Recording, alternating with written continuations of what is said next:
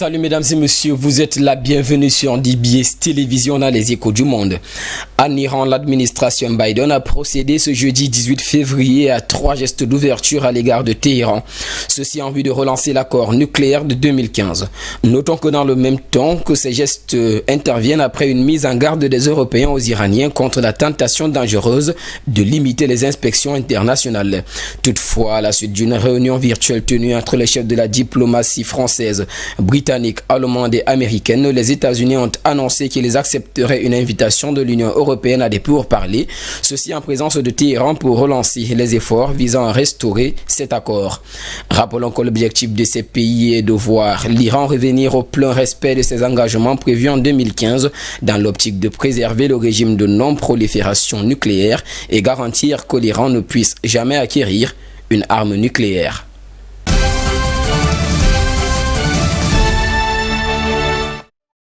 Au Liban, le juge d'instruction chargé de l'enquête sur l'explosion au port de Beyrouth, Fadi Sawan, a été recusé ce jeudi 18 février par la Cour de cassation libanaise. Cette décision survient 6 mois après le drame du 4 août qui a fait plus de 200 morts et 6500 blessés. Selon une source judiciaire s'exprimant en son anonymat, la Cour de cassation présidée par la juge Jamal Al-Hajar a déclaré de transférer l'enquête des mains d'un juge d'instruction Fadi Sawan à un autre juge. Celui-ci doit encore être désigné selon la même source. En fin d'après-midi, quelques dizaines de manifestants des proches des personnes décédées se sont rassemblés près du tribunal de Beyrouth pour protester. Où sont les résultats de l'enquête? Pouvait-on lire sur une pancarte tandis que plusieurs participants brandissaient les portraits des victimes.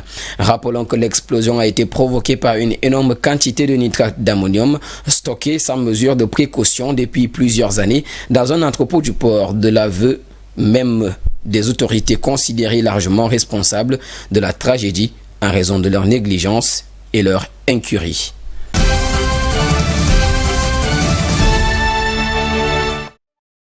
En Irak, l'OTAN renforce les effectifs engagés en Irak en ajoutant dans ses troupes 4000 militaires. Le nombre de ces soldats seront donc multiplié par 8 car ils étaient 500 par le passé. C'est ce qu'a annoncé le jeudi 18 février le secrétaire général de l'Alliance, Jens Stoltenberg. Ce dernier a précisé que ces effectifs étaient engagés dans une mission de formation des forces armées pour les aider à lutter contre l'organisation de l'État islamique. Au sujet de l'Afghanistan, l'OTAN n'a pris aucune décision finale concernant le retrait de ses forces armées engagées dans le pays et ses membres continueront d'en débattre à l'approche de la date butoir du 1er mai, a déclaré Jens Stoltenberg.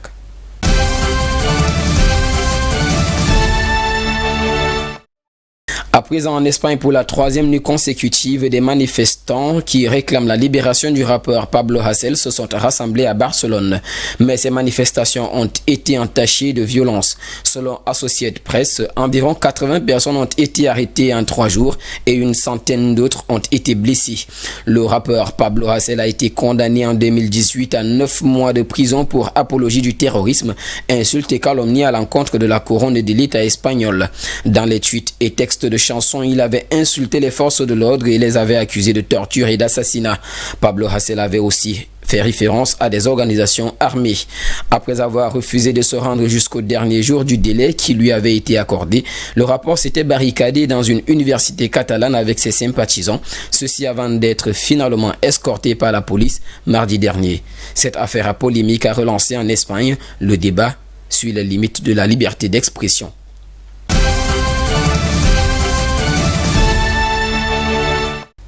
Et pour finir, en Italie, après les sénateurs, le nouveau chef de gouvernement italien Mario Draghi obtient la confiance des députés.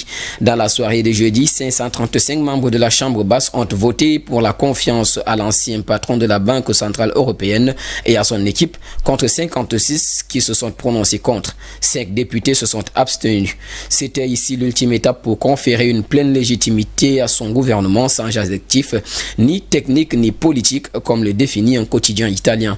Perçu comme l'homme idéal qui relancera la situation politique et économique de la 3e économie de la zone euro, le Super Mario italien, nommé le 3 février par le président de la République, Sergio Mattarella, avait appelé au Sénat à reconstruire son pays mis à genoux par le virus, promettant de reconstruire et de combattre la pandémie par tous les moyens. Comme les gouvernements de l'immédiat après-guerre, nous avons la responsabilité de lancer une nouvelle reconstruction, avait-il affirmé dans ses propos. C'est cela notre mission en tant qu'Italiens, laisser un pays meilleur et plus juste à nos enfants et petits-enfants. Rappelons que l'Italie a perdu en 2020 444 000 emplois et compte au fil de l'actualité sur la manne du plan de relance économique européen. Mesdames et messieurs, c'est sur cette note d'actualité que nous mettrons thème à cette autre édition des Échos du Monde sur DBS Télévision et en compagnie de nos programmes. Nous vous souhaitons de passer une agréable soirée.